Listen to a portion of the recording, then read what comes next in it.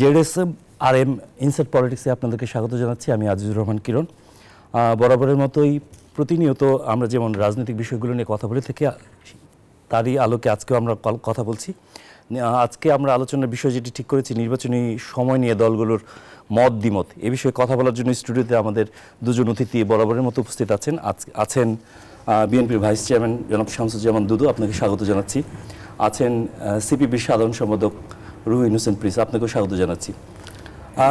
একেবারে যদি সরাসরি আলোচনায় চলে যেতে চাই তাহলে যদি শুরু করি নির্বাচনী সময় নিয়ে দলগুলোর যে মত দ্বিমত, সেই আমরা বড় রাজনৈতিক দলগুলোকে দেখতে পাচ্ছি যে তারা নির্বাচনে যেতে চাচ্ছে, খুব তাড়াতাড়ি সময় চাচ্ছে। ছোটরা কিছু রাজনৈতিক দলগুলোর কিছুটা দ্বিধাদ্বন্দ্ব কাজ করছে। জনাব শামসুজ্জামান দুদু, আপনাকে দিয়ে যদি শুরু করি। জি, আপনাকে ধন্যবাদ। রুহিন হোসেন প্রিন্স, সাধারণ সম্পাদক সিপিবি, একসময় ছাত্রনেতা, তাকে শুভেচ্ছা। আর যারা আমাদের এই অনুষ্ঠান দেখছেন শীতের মধ্যে, সবাইকে ভালোবাসা। আসলে নির্বাচন নিয়ে কোনো দ্বিমত নাই। সময় নিয়ে কিছু দল, সরকার একটু ভিন্ন মত হয়তো পোষণ করেন, কিন্তু নির্বাচন নিয়ে আমার কাছে যেটা মনে হয় কোনো দ্বিমত নাই। আমার কাছে যেটা মনে হয়েছে যে নির্বাচন ছাড়া গণতন্ত্র উত্তরণের স্বাভাবিক পথটা আপাতত আর কোনো কোনো ভিন্ন পথ আছে এটা আমার কাছে জানা নাই। আপনাকে আজ করেন, কাল করেন, পরশু করেন, নির্বাচনের মধ্যে আসতে হবে।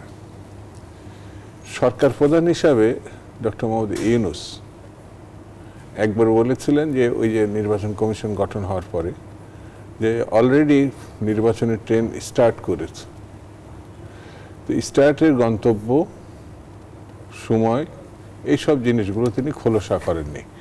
পরবর্তী সময়ে এইটা বলেছেন যে আগামী বছরের মধ্যে বা 2026-এর মধ্যে, আগামী বছর শেষে বা 2026, সেটাকে একটু বড় করে দিয়েছেন তার একান্ত সচিব, সম্ভবত প্রেস সেক্রেটারি, প্রেস সচিব সম্ভবত, উনি এটাকে জুনে নিয়ে গেছেন।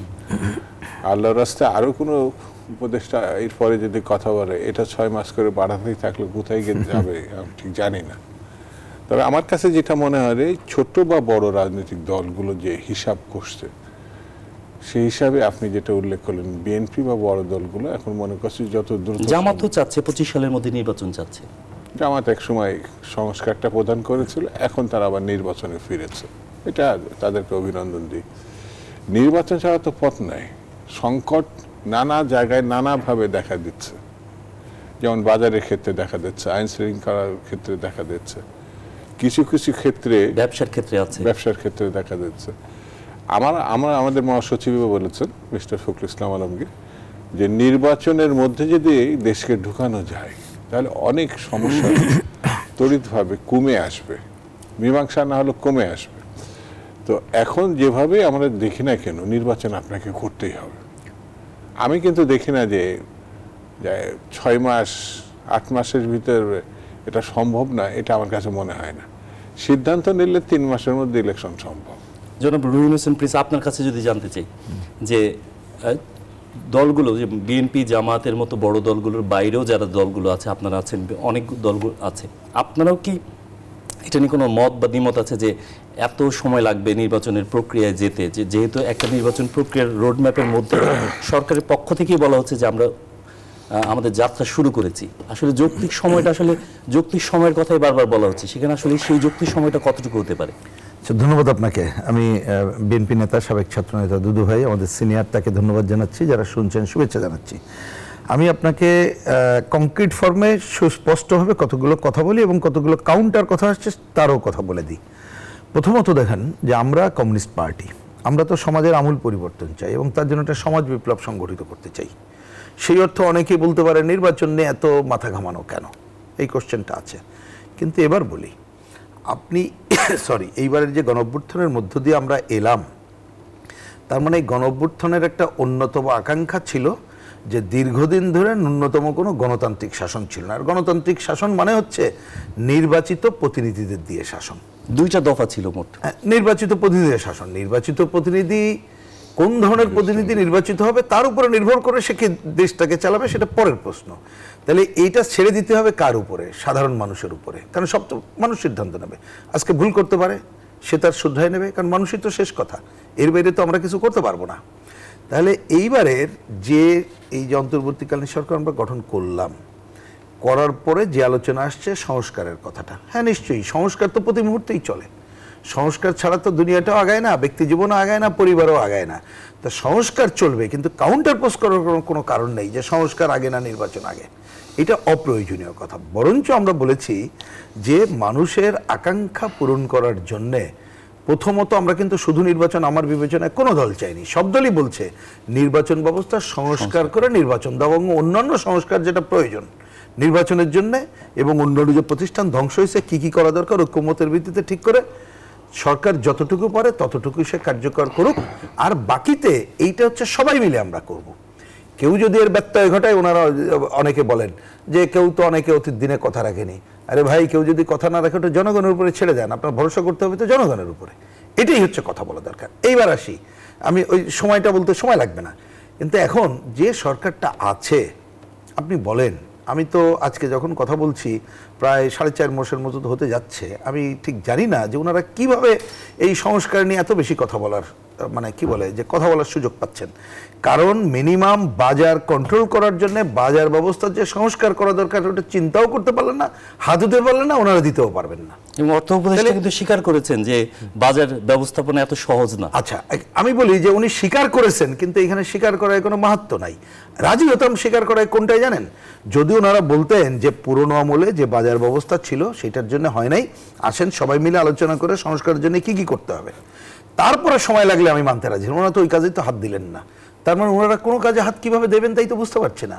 আমাকে বলেন তো কোন সংস্কারের কাজটা ওনারা রাজনৈতিক দলকে আস্থায় নিয়ে করার দিকে যেতে পারছেন, যাতে করে মানুষ আস্থা রাখতে পারে যে ঠিক আছে ওনাকে যদি আর একটু বেশি সময় দেওয়া হয় উনি নির্বাচনও ভালো সংস্কার করে করতে পারবেন, অন্য কাজও করতে পারবেন। বরঞ্চ দিন যত যাচ্ছে ক্রেডিবিলিটি যেভাবে কমে আসছে, তাতে একটা ভালো নির্বাচন করাটাই তো প্রশ্নবিদ্ধ হয়ে দাঁড়াচ্ছে। আর এটা প্রশ্নবিদ্ধ হলে কে উপকারভোগী হবে বলেন তো? বিগত স্বৈরাচার, নানা ধরনের অপশক্তি, দেশের মধ্যে থাকা বিদেশি অপশক্তি, তারা যারা দুর্বল সরকার চায়। এই যে আপনি দেখেন যে বার্মা এবং এইখানে আবার আমাদের ওই লোকজন আসতেছে এবং এখানে নিয়ে নানা ধরনের কথাবার্তা মায়ানমার থেকে এবং নানা ধরনের কথাবার্তা আসছে, আমি সেই আলোচনা অন্য বড় তুলতে চাই না, তাহলে সেই সংকটগুলো যাবে। সুতরাং আমরা মনে করি সরকারের যদি ইচ্ছা থাকে নির্বাচন ব্যবস্থার আমূল সংস্কার করে রাজনৈতিক দলগুলোর সাথে বসলে আগে ঠিক করি যে এর জন্য কতগুলো সংস্কার দরকার, ওনার প্রস্তাব দিক, ওনারা বলুক যে এই 20টা ছাড়া ভালো নির্বাচন হবে না। তা আমরা রাজনৈতিক দলগুলো যদি ঐক্যমত হতে পারি যে ওকে 20টাই ছাড়া হবে না, আমরা ঠিক করি কত সময় লাগবে, অথবা যদি আমরা মনে করি যে 20টা দরকার নাই 10টা হলে হবে, অথবা 25টা করতে হবে, সে ব্যাপারে ঐক্যমত হলে যা সময় দেওয়া দরকার দিতে পারবো আমরা, মানে দিতে রাজি হওয়ার কোনো কারণ নেই। কিন্তু আমি এবং আমাদের দলের দিক থেকে আগেই পরিষ্কার করে বলেছি, পরিষ্কার করে বলতে পারি কোনোভাবেই 2025-এর ডিসেম্বর তো দূরের কথা, তার অনেক আগেই ভালো নির্বাচন করা এদেশে সম্ভব, যদি তাদের ইচ্ছা থাকে আর রাজনৈতিক দলগুলোকে আস্থায় নাই, সেটাই করতে হবে বলে আমাদের পরিষ্কার দাবি এবং পরিষ্কার বক্তব্য। জনাব শামসুজ্জামান দুদু, আপনার কাছে যদি জানতে চাই, কিছুক্ষণ আগেই বিএনপির সমমনা দল এবং লিয়াজু কমিটির একটি বৈঠক হয়েছে, যেখানে সবগুলো দলই আসলে বলেছে যে 25 সালের মধ্যেই তারা নির্বাচন চাচ্ছে এবং এই নির্বাচনের রোড ম্যাপের জন্য তারা বেশ কিছু কর্মসূচি নিয়ে মাঠে যাওয়ার পরিকল্পনা করেছে। তো আসলে সেই প্রেক্ষাপটে যদি আমরা জানতে চাই যে 25 সালের মধ্যে নির্বাচনে যাওয়ার ব্যাপারে আপনার দল বা আপনি কতটুকু একমত, যে কোন কোন প্রক্রিয়ায় এই সংস্কারগুলো করে আসলে নির্বাচনের প্রক্রিয়াটা শুরু করা যেতে পারে? আমরা 25-এর মধ্যে এই যে সিদ্ধান্ত খুব সুন্দর আমার কাছে মনে হয়, আমরা সুনির্দিষ্টকরণ করিনি, যেটা প্রিন্সও বললেন যে এটা 25 সালের মধ্যে সম্ভব। তো এটা যদি সরকার আমলে নেয় এবং রাজনৈতিক দলগুলোর সঙ্গে বসে, এটা 3 মাস 6 মাস 9 মাস, এটা তো না হওয়ার কিছু নাই। ওনারা কিভাবে বললেন, প্রিন্স আরো মানে সুনির্দিষ্টকরণ করেছে যে কোনগুলো হলে একটা ভালো নির্বাচন সম্ভব। সেই জায়গায় যদি আরো 2 মাস বেশি লাগে, 3 মাস বেশি লাগে, তার জন্য সময় দিতে আপনার রাজি? কেউ রাজি না এমন না, সব দলই রাজি, বিএনপিরও রাজি, কিন্তু সুনির্দিষ্টকরণ করা যদি সেটা না হয় পারস্পরিকভাবে একে অপরের প্রতি কিছুটা সন্দেহ চোখের পরিস্থিতি তৈরি হতে পারে। এটা সরকারের জন্য বা সরকার সমর্থিত রাজনৈতিক দলের জন্য শুভ না। কারণ হচ্ছে এই সরকার এবং রাজনৈতিক দল যারা ফ্যাসিবাদ বিরোধী আন্দোলন করেছে, ক্ষতিগ্রস্ত হয়েছে, নির্মমতার শিকার হয়েছে, তারা উভয় পক্ষ যদি কোনো কারণে একটু বিচ্ছিন্নতা হয় তাহলে পরে অপশক্তি এই সুযোগটা নিতে পারে। তো এই অপশক্তিকে আমি কেন এই সুযোগটা দিব? দুজনেই একমত যে এইভাবে যদি আমাদের সময় ক্ষেপণ হয় তাহলে হয়তো বা তৃতীয় আগের পক্ষটি আবারও সেই সুযোগটা নেওয়ার চেষ্টা করবে। সেক্ষেত্রে নির্বাচন যে কমিশন গঠন হয়েছে, প্রধান নির্বাচন কমিশনার AM নাসিরউদ্দিন, তিনিও কিন্তু বলেছেন যে যদি সরকারের পক্ষ থেকে সিদ্ধান্ত হয় খুব তাড়াতাড়ি তারা নির্বাচন দিতে প্রস্তুত। সেক্ষেত্রে ভোটার হালনাগাদের বিষয়গুলো সামনে আসে, EVM এ ভোট হবে না, তিনি এমন একটা ইঙ্গিত দিয়েছেন, স্পষ্ট করে বলেছেন যে ব্যালটে ভোট করবে। হ্যাঁ, এটা খুব ভালো প্রস্তাব। তিনি আমার কাছে মনে হয় নির্বাচন করার জন্য তারা কমিশন একেবারে তৈরি, মানে যত দ্রুত সম্ভব। হ্যাঁ, তিনি কিন্তু আনুষঙ্গিক কাজের জন্য ভোটার হালনাগাদের বিষয়, হ্যাঁ, সেটা তো আমরা সহযোগিতা করে যে তৈরি আছি। কারণ এই নির্বাচন কমিশনকে আমরা সমর্থন দিয়েছি, গঠন প্রক্রিয়াকে যেভাবে দেখি না কেন সমর্থন দিয়েছে, এবং আমার দল না, সকল রাজনৈতিক দল দিয়েছে। সরকারও যদি নির্বাচন কমিশনের সঙ্গে বসে একটা সিদ্ধান্ত নিতে পারে, তাহলে আমার মনে হয় যে যেটুকু সন্দেহ, যেটুকু আশ্রয়হীনতা, এগুলো মানে কর্পূরের মতো উড়ে যাবে। আবার জমাটবদ্ধভাবে তারা সব শক্তি, সরকার, রাজনৈতিক দল সামনের দিকে এগোতে পারবে। অসুবিধা কি? সেই জন্য ওই যে নির্বাচন কোনো না কোনোভাবে, এই যেমন কয়দিন আগে একজন তরুণ বলে ফেললো, যারা এখন নির্বাচনের কথা বলছে তারা গণশত্রু, এটা কে যেন বলে ফেললো। আমার কাছে মনে হলো এটা কি নির্বোধের কথা, নাকি অবিবেচনার কথা, নাকি না বুঝার কথা? কারণ হচ্ছে শেখ হাসিনার সঙ্গে এই আন্দোলনের একটাই লক্ষ্য ছিল, একটা ভালো নির্বাচন। শেখ হাসিনা দুর্বৃত্তায়নের কারণে একটা বাজে নির্বাচন করে সে বলেছে যে নির্বাচিত সরকার। তা আমি আর এরা তো বলছে নির্বাচনে হবে না, এই যে যেটা বললাম গণশত্রু, নির্বাচনে হবে না। তাহলে তো এই ফ্যাসিস্টের ও তো ছোট ভাই, একটু বড় ভাই হয়ে যাবে। নির্বাচন ছাড়া, যেটা প্রিন্সও বললো, আমরাও মনে করি, সেটা হচ্ছে জনতার কাছে যাওয়ার সুযোগটা আপনার সৃষ্টি করতে হবে। জনতাকে, আপনার মানুষকে আপনার অধিকারটা প্রয়োগ করার ক্ষমতাটা দিতে হবে, যেটি গত 18 বছর নাই। এখন যে কোনো কারণে নির্বাচন যদি বন্ধ করা যায় অথবা ঠেকিয়ে দেওয়া হয়, তাহলে আমার কাছে মনে হয় কোনো না কোনোভাবে ফ্যাসিবাদী শক্তিকে কোনো না কোনোভাবে সমর্থন করা হয়। জনাব রবিন হোসেন প্রিন্স, আপনিও কি একমত যে যতই বিলম্বিত হবে ততই এখানে তৃতীয় পক্ষের শক্তির উত্থান ঘটতে পারে? না, আমার মনে হয় একটু আগেই ওইটা আমি ব্যাখ্যা করে বলেছি। আমি বরঞ্চ আরও একটা সুনির্দিষ্টকরণ করে কথা বলি, যে সেটা তো খুবই স্বাভাবিক। আমি তাও ইন্ডিকেটর বলেছি, যদি বুঝতাম যে যারা কাজ করছে তারা 1, 2, 3, 4 করে এত পজিটিভ কাজ করছে, জনসমর্থন ব্যাপক আছে, তাহলে কিন্তু আপনি পারতেন। বরঞ্চ এখন ঢাকা শহরে থেকে অনেকে আমরা বুঝবো না, গ্রামে গঞ্জে মানুষ ভয়াবহ অবস্থা মনে করতেছে। জিনিসপত্রের দাম শুধু না, কৃষকের এবার যে সার নিয়ে বিষ বলে হচ্ছে ওই যে কীটনাশক, এইসব নিয়ে কিন্তু একটা হজবরলা পরিস্থিতি। সুতরাং কোথায় ভালো পরিস্থিতি নাই, সে জনজীবনের কোনো একটা বিপদে পড়লে থানা পুলিশ ভালো করতে পারছে না, একটা অফিস আদালতে গেলেও সে ভালো সার্ভিস পাচ্ছে না, মানে পুরো একটা হজবরলা অবস্থা। তাহলে এইটাকে ফিরিয়ে আনতে গেলে তো আপনি একটা শেপে আনতে হবে। এবং এটা কে না জানে যে ওইখানেও ভরসা পাচ্ছে না যে কারা ক্ষমতায় আছে, কতদিন থাকবে না থাকবে, যেই আসুক না কেন, আপনার সুতরাং ওই জায়গাটায় যেতে হবে। সুতরাং যদি আমরা এটা না করতে পারি, তাহলে যারা এটা চায় না তারাই সফল হবে। এবং যদি দিন যত যাবে, আপনি দেখবেন একটা সরকারের ক্রেডিবিলিটি নষ্ট হলে বাংলাদেশের রাজনীতিতে কি হয়, এন্টি গ্রুপ মনে করবে যে পতিতরাই ভালো ছিল, তাহলে সেটা আর একটা সংকট হবে, তারা সুযোগ পেয়ে যাবে। আরও বলেছি, দেশের মধ্যে অপশক্তি আরও আছে, শুধু তারা না, বিদেশি দুর্বল সরকার চাইবে আছে। এখন আসি, এই যে নির্বাচন কমিশনের কথাটা বললেন, খুবই কারেক্ট আমার ধারণা। দেখেন, যদি আমরা খুবই আইসাইট, চোখটা বন্ধ করে হিসাব করি, নির্বাচন কমিশন তো আপনি বললেই কিন্তু সে পারবে না, পারার কোনো কারণ নেই, যত কথাই বলুক।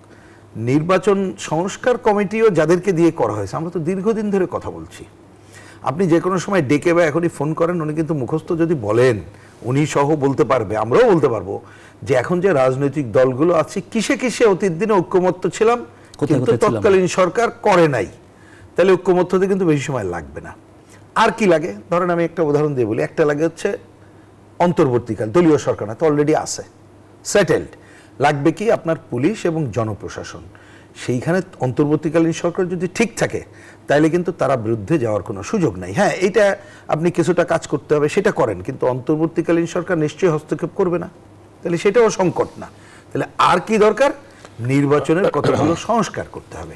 এইটা আমাদের নির্বাচন কমিশনের হাতে যে ক্ষমতা আছে তারাই সম্ভব। আমি একটা উদাহরণ দিচ্ছি, পপুলার উদাহরণের জন্য। দেখবেন যে আগে কিন্তু আমরা এই যে রঙিন দেওয়ালে লিখতাম, রঙিন পোস্টার ছিল, এখন নাই কেন? আমরা কিন্তু ওই রাজনৈতিক দলগুলো বসে ঠিক করছিলাম, নির্বাচন কমিশন তারা এই নির্দেশের বলাই করতে পারছে। তো এখন যেমন আমরা বলি যে ক্যান্ডিডেট যতই হোক না কেন, আমরা, এটা আমাদের দাবি, হোক না হোক পরের ব্যাপার, যে এই নির্বাচনে প্রচারের টাকা খেলা বন্ধ করা, পেশিশক্তি বন্ধ করার জন্য প্রচারের দায়িত্ব নির্বাচন কমিশন নেবে। তো এটা কিন্তু নির্বাচন কমিশন এটা করা সম্ভব করছো, তাহলে আপনি কিন্তু তাহলে এর জন্য বাইরে কোথাও যেতে হবে না। তাহলে আপনি করতে পারবেন না কেন? হ্যাঁ, একটা বড় জায়গা আছে, সেইটাও এখন উত্তর দিয়ে আমি ফাইনাল করে দিই, মানে আমাদের দলের দিক থেকে। সেটা হচ্ছে কি, যেমন আমরা অনেক দিন ধরে বলছি 90 দশক থেকে বামপন্থীরা, যে পার্লামেন্টে নানা ধরনের মত পথের লোক আনার জন্য এবং টাকার খেলা কিছুটা বন্ধ এবং অন্যান্যের জন্য সংখ্যানুপাতিক পদ্ধতি পৃথিবীর অনেক দেশে আছে, করা ভালো। হ্যাঁ, ঠিক আছে, বামপন্থী এবং অনেকে বলছে, কিন্তু এখানে ধরেন একটা বড় দল বিএনপি, তারা মনে করছে যে না, এটা প্রয়োজন নাই, দ্বিকক্ষ করতে চায়।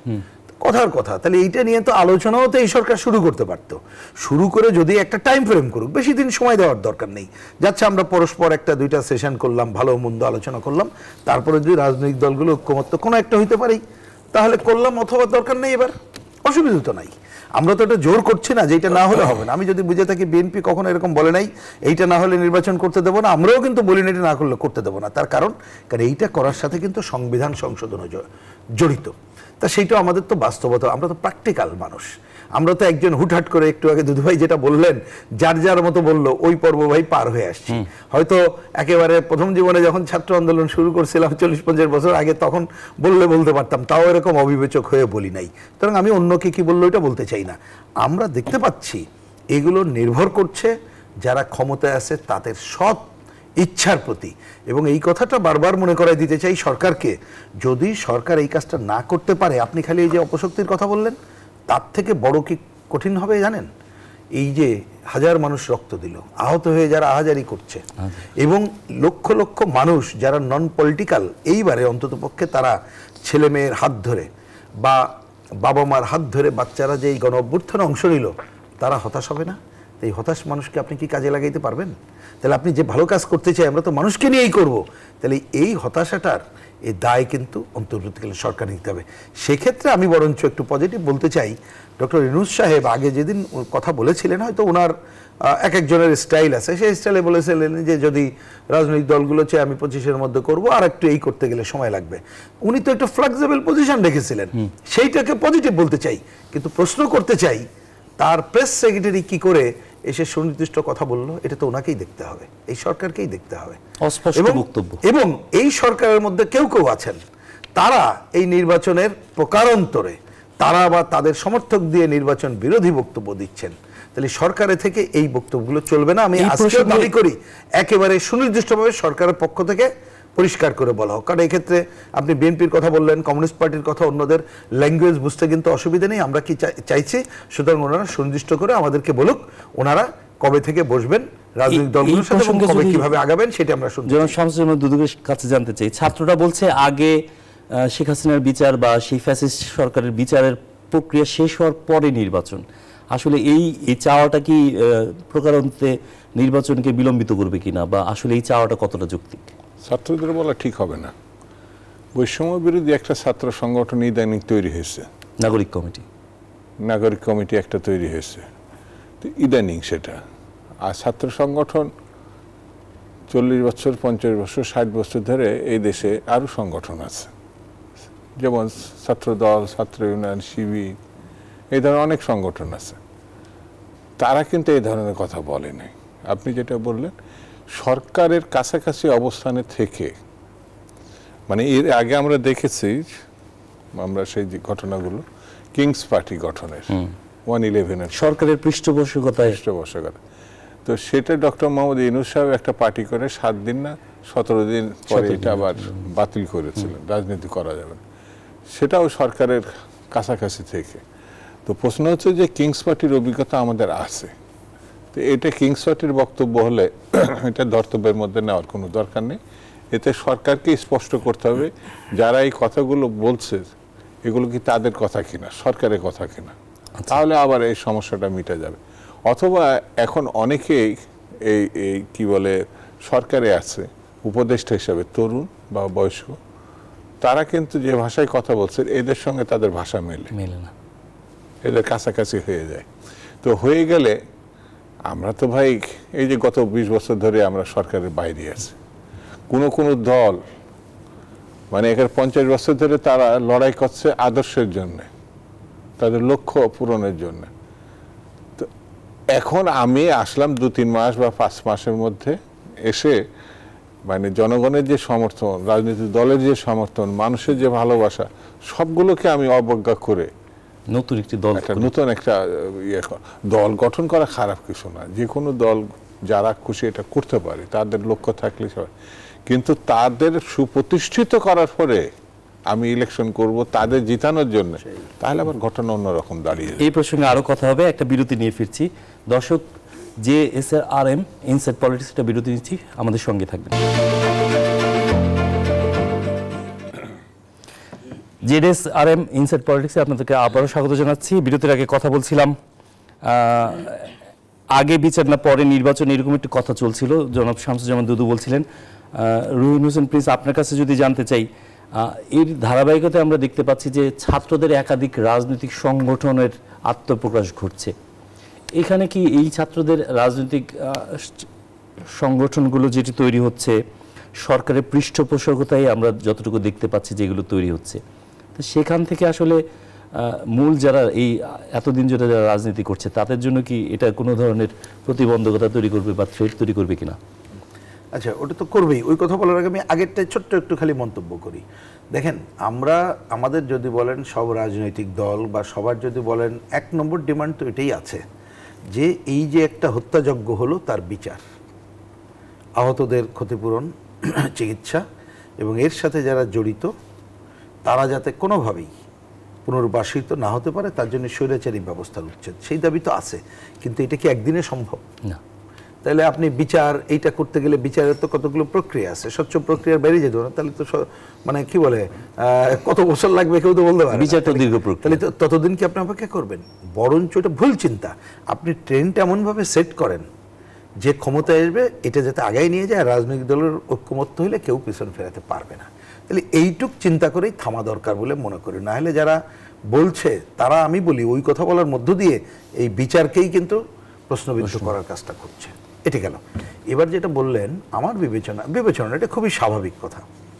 রাজনৈতিক দল গঠন অধিকার তো সবার আছে, যে কেউ করতে পারে। আমরা বরঞ্চ আমরা যদি বলি, আমরা তো স্বাগত জানাই বাংলাদেশে যদি আরও রাজনৈতিক দল হয়, কোনো অসুবিধা নেই। কিন্তু স্বাগত জানাইতে পারবো আমি আমার দলের কথা যদি বলি, কাকে জানাবো?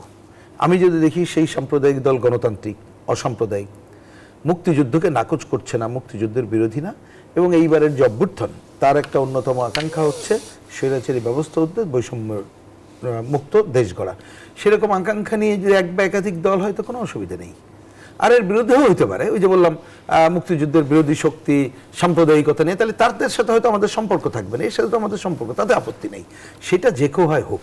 তবে এটা মনে রাখতে হবে, যদিও হয়তো পরিষ্কার করে কতগুলো কথা বললেন, আমাদের দেশ বাস্তবতা এই অভিজ্ঞতা রাখতে হবে। কেউ যদি মনে করে যে কিংস পার্টি করব, মানে কিংস পার্টির সহজটা হচ্ছে যে সরকারি পৃষ্ঠপোষকতায় দল করে কিছু করব, এইটা যে সম্ভব না আমাদের প্রধান উপদেষ্টাই ভালো জানেন, আর কারোর বলার দরকার হয় না, কারণ তিনি তো তার অভিজ্ঞতাই জানেন। সুতরাং তারপর আমি এটাকে কোনো আলোচনা করতে চাই না, যে যারা চেষ্টা করবে করুক, কিন্তু এটা মনে রাখুক, যদি মনে করে যে প্রচলিত রাজনৈতিক দলগুলো আছে তাদেরকে বাদ দিয়ে বললে তো অন্য অর্থে যে একেবারে কি বলবো, যে ওই যে বিরাজনীতি করার ধারাকে সামনে এনে বা সো কল্ড মাইনাস করে, যেটা অন 11-এর সময় করার চেষ্টা হয়েছিল, এইটা যে সম্ভব না, এগুলো কি আবার বলতে হবে? আকাঙ্ক্ষা আপনার থাকতে পারে, আমারও থাকতে পারে। আমি তো কমিউনিস্ট পার্টি চাই যে অন্যরা সব ভাত জ্বলে যাক, আমি ক্ষমতায় যাই। এই আকাঙ্ক্ষা দিয়ে তো কোনো লাভ নাই, কিন্তু মানুষের উপরে তো নির্ভর করতে হবে এবং সেটাকে ধরেই তো করতে হবে, এবং ওইটা না করলে তো ভুল করব। যতদিন লাগে মানুষের জনসমর্থন নিয়ে আমি আমার কাজটা করতে চাইব। এবং আজকের দুনিয়াতে এটাই তো সত্য, আপনি ডেমোক্রেসিকে উপেক্ষা করার কাজ নেই, একা কিছু করতে পারবেন না। এবং সব সময় আপনার জনগণের চোখ যাতে সজাগ থাকে, আপনি ক্ষমতায় থাকলে আপনার যাতে বিরোধী দলেরও পজিশন থাকে, সে যাতে আপনাকে তীক্ষ্ণ নজরে রেখে আপনার ভুল ত্রুটি ধরাই দিয়ে একটা সচেতন জায়গায় নিতে পারে, সেইটা ততদিন পর্যন্ত এটা থাকবে যতদিন না পর্যন্ত পুরো মানুষের একটা বিরাট কালচারাল অগ্রগতি না ঘটছে, যেটা দুনিয়াতে এখনো আমরা দেখতে পারিনি। এবং সেই জায়গা পর্যন্ত আপনার গণতন্ত্রের ধারা অব্যাহত রাখার কাজটা হলেই ভালো।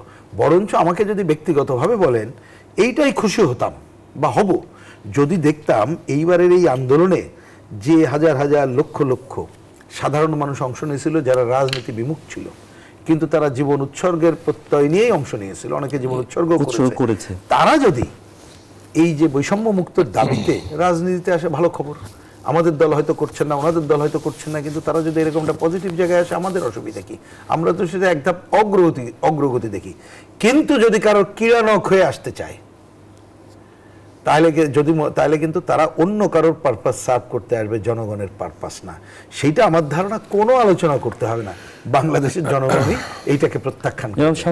দুদু, আপনার কাছে যদি জানতে চাই যে নির্বাচনের যে রোডম্যাপের মধ্যে আমরা যেতে চাচ্ছি বা যাওয়ার লক্ষ্য নিয়ে পথ স্থির করেছি, সেখানে এখন আমরা যেতে পাইনি। সে ব্যাপারে আমরা যতটুকু শুনছি আপনারা রোডম্যাপে যাওয়ার জন্য বিভিন্ন কর্মসূচি নিয়ে চিন্তা ভাবনা করছেন। সেই আসলে সরকারের সঙ্গে তো আলাপ আলোচনা হয়েছে, বেশ কয়েক দফা আলাপ আলোচনা হয়েছে, যদিও সেটা এখন পর্যন্ত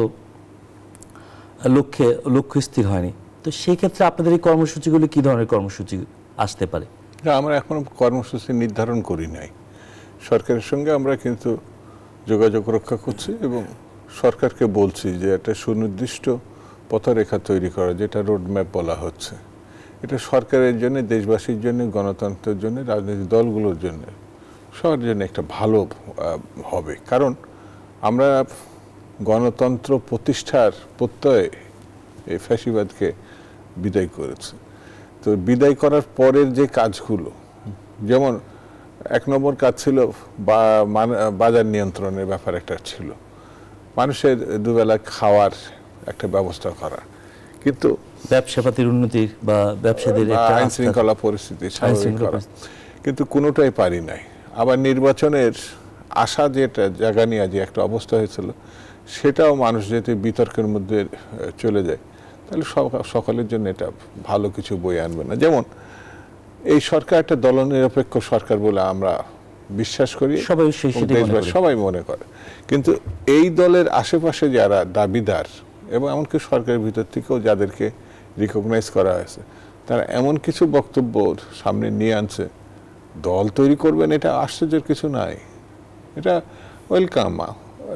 মানে গণতান্ত্রিক ব্যবস্থাপনায় ভিন্ন মত থাকাটাই তো স্বাভাবিক, না থাকাটা সেটা নিয়ে আমাদের কোনো ইয়ে নেই। কিন্তু উদ্দেশ্য যদি মনে হয় যে সরকারের ব্যবহার করে, সরকারের ক্ষমতা বলয়ের মধ্যে থেকে কিছু করব, তাহলে পরে অন্য দলগুলোতে এটা খুব স্বাভাবিকভাবে নেবে, এটা আমার কাছে মনে হয়। এটা যেমন একটা কথা, ঠিক তেমনি আবার সামনে যদি নিয়ে আসে আগে বিচার তারপরে গণতন্ত্র, শুনতে ভালো লাগে, কিন্তু গণতন্ত্রের সঙ্গে এটা যায় না। একটা বিচার ব্যবস্থায় যাকে বিচারের মুখোমুখি, আমি জানি সে একটা ক্রিমিনাল, কিন্তু নির্দিষ্ট সময় দেখে তো কিন্তু গণতন্ত্রে আপনি কিছু নর্মস আছে। ও যেটা করেছে, গুম করে দিয়েছে, আপনি গুম করে দিলেন, তাহলে ওর সঙ্গে আপনার পার্থক্যটা, মৌলিক পার্থক্য ও বিচারের সামনে নিয়ে এসে, যেমন এমনকি আমি বলি আদালতে তাদের উপর যে আক্রমণগুলো হয়েছে, সেগুলো আপনার ভাবনার বিষয়। হ্যাঁ, ক্ষোভ আছে, যন্ত্রণা আছে, তারা অনেক অন্যায় করছে, কিন্তু এই রাষ্ট্র আর আগের রাষ্ট্র এক না, তো এই জিনিসটা বুঝতে হবে। সেই জন্য বিচার অতি অবশ্যই আপনার গণতান্ত্রিক ভাবনা থেকে এবং কি বলে সাংবিধানিক দৃষ্টিতে এটাকে আপনাকে এগোতে হবে। আপনি আসেন না কেন, এই যে ট্রাম্প এবং মোদি দুটি কর্তৃত্ববাদী শাসক, গণতন্ত্রের সঙ্গে যায় না আমার রাজনৈতিক ভাবনা থেকে, এটা আমি মনে করছি, কিন্তু তার দেশের লোক তো তাকে তো নির্বাচিত করেছে, করছে না ট্রাম্পের, সে তো খুব ভালো লোক এটা বলা যাচ্ছে না, কিন্তু তার দেশের লোক। তো এদিকে মিস্টার মোদি কোনোভাবেই গণতন্ত্রের সঙ্গে, যেমন আমার দেশের উপর যেসব ঘটনা, কথা, বক্তব্য বা ভিসা সব কিছু মিলায় সে আমাদেরকে শত্রু জ্ঞান করছে। কিন্তু তার দেশের, আমি তাকে সমালোচনা করব, কিন্তু তার দেশের মানুষ তাকে ভোট দিয়েছে, আচ্ছা না, নির্বাচিত করেছে। সেই ভোটটা আপনার এখানে নিয়ে আসবেন না, আপনি করতে দেবেন না। এর আগের ভোটটা তছনছ হয়ে গেছে। সেই জন্য আমরা সবাই মিলে কিন্তু বলার চেষ্টা করছি যে জনগণকে মানে ক্ষমতা, হ্যাঁ, তার অধিকারকে ফিরিয়ে দেওয়া। সেই ফিরিয়ে দিলে জনগণই কিন্তু সব সমস্যা, এই যে সরি, পুলিশ কিন্তু এই ফ্যাসিবাদকে ইয়ে করে না। আজকে আইজিপি কথা বলেছেন, হ্যাঁ, ওই যে প্রশাসন এটা করে নাই, ব্যবসায়ীরা আমি বলবো এটা করে নাই, অর্থাৎ যারা খুব শক্তিশালী ক্ষমতাধর তারা কিন্তু করে নাই। করছে কি? জনগণ করছে, ছাত্ররা করছে। এই ছাত্র জানা যে কত বড় শক্তিশালী, আর কেউ নাচ বললে শেখ হাসিনা জানে, ফ্যাসিবাদ জানে। সেই জন্যই ওই মানুষের উপরে আস্থাটা রাখতে হবে। আমি আমার মানে ইচ্ছার কথাটা জনগণের কাছে উপস্থাপন করতে পারি, কিন্তু সেটি শেষ কথা না। শেষ কথাটা হচ্ছে জনগণ কোনটা গ্রহণ করে, পছন্দ করে। আমরা একটা বিরতি নিতে চাই। ZSRM ইনসাইড পলিটিক্স থেকে একটা বিরতি নিচ্ছি। দর্শক, ফিরছি, আশা করি আমাদের সঙ্গেই থাকবে। ZSRM ইনসাইড পলিটিক্স থেকে আপনাদেরকে আবারও স্বাগত জানাচ্ছি বিরতির পর। বিরতির আগে কথা বলছিলাম শামসুল দুদুর সঙ্গে। এবার রুহিন হোসেন প্রিন্স, আপনার কাছে জানতে চাই যে দল হিসাবে নির্বাচনের যেই কথা বলা হচ্ছে, যদি 1 বছর সময় হাতেই রাখা হয়, যদি 25-এর মধ্যে নির্বাচন হয়, সেক্ষেত্রে প্রস্তুতি হিসাবে আপনারা কতটুকু প্রস্তুত আছেন? বা এই নির্বাচন প্রক্রিয়ায় কি আপনারা এককভাবে নির্বাচন করবেন বা অ্যালায়েন্স করবেন? কিভাবে পরিকল্পনাটা কি? না, আমি আপনাকে প্রাথমিকভাবে বলতে পারি, কারণ এগুলো অ্যাকচুয়ালি বলা যাবে নির্বাচন ঘোষিত হওয়ার পরে, এবং তখন যে পরিস্থিতি হয় তার উপরে নির্ভর করে চলবে। কিন্তু একটা সাধারণভাবে একটা রাজনৈতিক দল হিসাবে, এবং আমরা যেহেতু ভোটে অংশগ্রহণ করার কথা বিবেচনা করি, সুতরাং সেটা আমাদের অলওয়েজ প্রস্তুতি থাকে। তাহলে প্রথমে আমরা কিন্তু নির্বাচনে যেভাবে যাই, কমিউনিস্ট পার্টি, আমাদের পজিশনটা হচ্ছে আমাদের স্থানীয় যারা লিডারশিপ তারা জনগণের ইস্যু নিয়ে আন্দোলনে থাকে। সুতরাং এই আন্দোলনের মধ্য দিয়ে আমরা কিন্তু নির্বাচনে, এবং যাকে আমরা মনোনয়ন দেবো ওইভাবে বিবেচনা করি। সেটা আমাদের একটা চলতি প্রক্রিয়া, সেটা সবসময়ের জন্য আমাদের অব্যাহত আছে। এটা হচ্ছে 1 নম্বর কথা। 2 নম্বর কথা যেটা আপনি বলতে চাইলেন যে আমাদের ফলাফলের পয়েন্ট বা অন্য জায়গাটা, সেটা আমরা মনে করি যে এইটা নির্ভর করবে আপনি নির্বাচনকে, যেমন ধরুন আমাদের একটা বড় বক্তব্য আছে যে নির্বাচনকে টাকার খেলা, পেশি মুক্ত, আঞ্চলিক এবং সাম্প্রদায়িক প্রচার প্রচারণা মুক্ত, আর হচ্ছে প্রশাসনিক কারসাজি মুক্ত করতে হবে। তো এখন ধরুন এই অন্তর্বর্তীকালীন সরকারের অধীনে যদি হয় এবং যদি কিংস পার্টি গড়ে না ওঠে, তাহলে আমরা ধরে নিতে পারি, আশা করতে পারি যে প্রশাসনিক কারসাজি হবে না। কিন্তু বাকি 3টা কিন্তু নির্বাচন কমিশনকে এবং ঐক্যমতের ভিত্তিতে রাজনৈতিক দল, সেইটা যদি হয়, আমাদের বিবেচনা আমরা ফিল্ড যদি পাই, তাহলে হয়তোবা নির্বাচনের ফলাফল আমরা অতীতের যে কোনো সময়ের তুলনায় এইবার এই গণঅভ্যুত্থানের মধ্য দিয়ে যে পর্যায়ে আছে আমরা ভালো করতে পারবো, এইটাই। আর তৃতীয় এবং শেষ বক্তব্য হচ্ছে, আমরা যেহেতু ধরুন এখনকে যাচ্ছে সংস্কারের কথা, আমাদের আলটিমেট লক্ষ্য বামপন্থীদের যে সমাজতন্ত্র, এবং তার জন্য আমরা সমাজের একটা বিপ্লবী গণতান্ত্রিক পরিবর্তন চাই। আমাদের একটা জোট আছে, বাম গণতান্ত্রিক জোট। আমরা প্রচেষ্টা গ্রহণ করব, এটা কমিউনিস্ট পার্টির প্রাইমারি চিন্তা, যে আসন্ন নির্বাচন এই সমস্ত জায়গায় আমরা এই যে বামপন্থী যে দল আছে, আমাদের জোট আছে, এর বাইরে যে অন্যান্য যারা আছেন, যে একটা ধারা আওয়ামী লীগকে কেন্দ্র করে তারা তো পতিত ধারা, কিন্তু বিএনপিকে কেন্দ্র করে একটা ধারা আছে, আর একটা হচ্ছে এখানে আমাদের মুক্তিযুদ্ধ বিরোধী ধারা বা অন্যান্য আছে, তাদেরকে বাদ দিলাম। এর বাইরে আমরা যে কমিউনিস্ট পার্টি এবং বাম গণতান্ত্রিক জোট, গণতান্ত্রিক এবং প্রগতিশীল দল, বিভিন্ন শ্রেণী পেশার মানুষ, তাদেরকে নিয়ে আমরা হয়তো একটা যুক্ত ফ্রন্ট ধরনের হোক বা একটা বিকল্প শক্তি সমাবেশ হোক, সেইটাকে ধরেই আমরা নির্বাচনে যাওয়ার প্রচেষ্টা গ্রহণ করব। তবে সবকিছু নির্ভর করতেছে আমরা কতটুকু আমূল সংস্কার করার মধ্য দিয়ে যেতে পারবো এবং পরিবেশ পরিস্থিতি কি থাকবে তার উপরে। যেমন দুদু, আপনার কাছে যদি জানতে চাই যে আপনারা নির্বাচনের জন্য কতটুকু প্রস্তুত? আমরা জানি যে আপনার বড় দল সবসময় প্রস্তুতি থাকে, তারপরও এবারের প্রেক্ষাপটে কি অ্যালায়েন্স হবে বা এককভাবে নির্বাচন হবে, এই ধরনের কোনো সিদ্ধান্ত হয়েছে কিনা বা কিছু? এখনো পর্যন্ত কিন্তু আমরা অ্যালায়েন্স মুক্ত একটি রাজনৈতিক দল হিসেবে কাজ করছি। এর আগে 4 দল ছিল, 20 দল ছিল। 4 দল এবং 20 দল থেকে আমরা এখন বেরিয়ে এসেছি। 12 দলীয় জোটের একটা আলাদা 12 দল জোট আছে বা অন্যান্য জোট আছে, আর তার বাইরে বাম জোট আছে, ইসলামী জোট আছে। আমাদের মূল লক্ষ্যটা হচ্ছে যে বিএনপি তো একটা ভোট করা রাজনৈতিক দল। যখন যে নির্বাচনটা আসে, সেই নির্বাচনের জন্য যে তৈরি থাকা, এটা কিন্তু সেই 2008 সাল থেকে তৈরি আছে। কিন্তু 14 সালের এটা নির্বাচন হয়নি। আমরা তৈরি থাকার পরেও নির্বাচন করার কোনো সুযোগ ওই সময় ছিল না। ঠিক তেমনি 18তে তো একেবারে মধ্যরাত্রে, যদিও সেই নির্বাচনে কিন্তু শেখ হাসিনা, আমি বলবো, একটা সুযোগ পাইছিলেন যে সকল রাজনৈতিক দলের সঙ্গে উনি কথা বলেছিলেন, এবং একটা কথা বলছিলেন না যে আমাকে একবার বিশ্বাস করে, একবার আস্থায় রাজনৈতিক দলগুলো কিন্তু তাকে বিশ্বাস করেছিল, আমার ধারণা তার আস্থায় ছিল, কিন্তু সেটি তিনি রক্ষা করতে পারেননি। তিনি যে নির্বাচন করছিলেন সেটা ইতিহাসে জঘন্যতম একটা নির্বাচন। তারপরে তো 24 সালের নির্বাচন, 7ই জানুয়ারি, সেই নির্বাচনটা তো আমরা সবাই জানি যে এটা যদি গ্রহণযোগ্য নির্বাচন হতো তাহলে তার পরিণতি আজকে এরকম হতো না। সেই জন্য নির্বাচন যেটি হওয়ার দরকার সেটা হচ্ছে মানুষের ভোটাধিকার ফিরিয়ে দিয়ে গণতান্ত্রিক বিবেচনা। যেমন বিএনপি তার লক্ষ্যটা হচ্ছে একটি গণতান্ত্রিক দুর্নীতিমুক্ত বাংলাদেশ গঠনের, কারণ পূর্ব অভিজ্ঞতার মধ্যে দিয়ে এসে যে মানুষ এখন আমার ধারণা বিএনপির উপর আস্থা রাখছে, বিএনপির বিশ্বাস, সেটি একটা সুদীর্ঘ সময় সে লড়াই করছে ফ্যাসিবাদের বিরুদ্ধে, অন্য রাজনৈতিক দলগুলো করছে। জামাতের উপরে কি আস্থা নাই? এটা নির্বাচন আসলে বুঝতে পারবে। এই জায়গাটার ছোট কথা বলি, তারা আমাদের একসময় সঙ্গী ছিল, তখন তার সিট সংখ্যা বেড়ে তাদের 19টা হয়েছিল। যখন তারা আমাদের মানে বিএনপির বাইরে গিয়ে নির্বাচন করছে, 96 করছে এককভাবে, তখন এই সিট সংখ্যা হচ্ছে 3টা বা ম্যাক্সিমাম 4টা। অর্থাৎ তারা একক নির্বাচনে কোনটা করে এটা তো আমরা ধারাবাহিকভাবে যে বিবেচনা করি সেটা আমরা জানি। সে তো জামাতের মতো করে করবে। যেমন 71 সালে রাজনৈতিক দল হিসাবে সে সিদ্ধান্ত নিতে ব্যর্থ হয়েছিল মানুষের পক্ষে, মানে মুক্তিযুদ্ধের পক্ষে। ঠিক তেমনি পাকিস্তান সৃষ্টির সময়ও তারা ব্রিটিশের পক্ষ অবলম্বন করেছিল, যেখানে পাকিস্তান আন্দোলনকারীদের বিরোধী ছিল সে। সেই জন্য সর্বশেষ যে গণঅভ্যুত্থান, হ্যাঁ, দল হিসাবে তারা নির্যাতনের মুখে পড়েছে, ক্ষতিগ্রস্ত হচ্ছে, সব বিবেচনা। কিন্তু এই যে যেমন এবার এসে হঠাৎ করে বলে দিল সে আওয়ামী লীগকে মাফ করে দিয়েছে। আমার ধারণায় এই এক কথা বলার পরে তাদের যে ধাক্কাটা তারা খাইছে, সেটাতে কোর্স কারেকশন করতে অনেক কিছু করতে হয়েছে।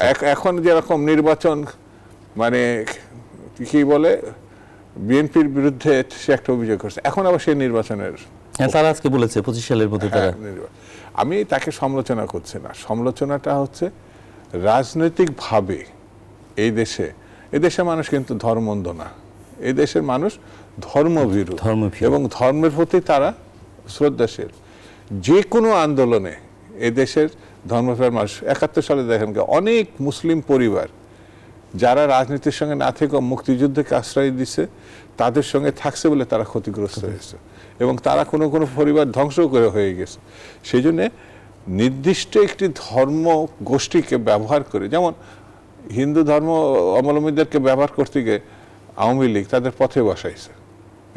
এটা তাদের দোষ না, তারা একটা রাজনীতি দলের সমর্থন করতেই পারে, কিন্তু সেই দলের রাজনীতি যখন গণবিরোধী হয়ে যাবে তখন কিন্তু এটা ভয়ঙ্কর ব্যাপার। শামসুজ্জামান দুদু এবং রুমিন হোসেন প্রিন্স, আপনাদের দুজনকেই অসংখ্য ধন্যবাদ আজকে যোগ দেওয়ার জন্য। বেশ কিছু বিষয় নিয়ে আমরা আলোচনা করলাম। আলোচনার মূল যে বিষয়গুলি পাওয়া গেল সেটি হচ্ছে সুনির্দিষ্টভাবে দ্রুত নির্বাচনের পথে হাঁটার জন্য সংস্কার জরুরি। আবারও দেখা হবে বিএসআরএম এই অনুষ্ঠানে আগামীকাল। আপনারা আমাদের সঙ্গেই থাকবেন।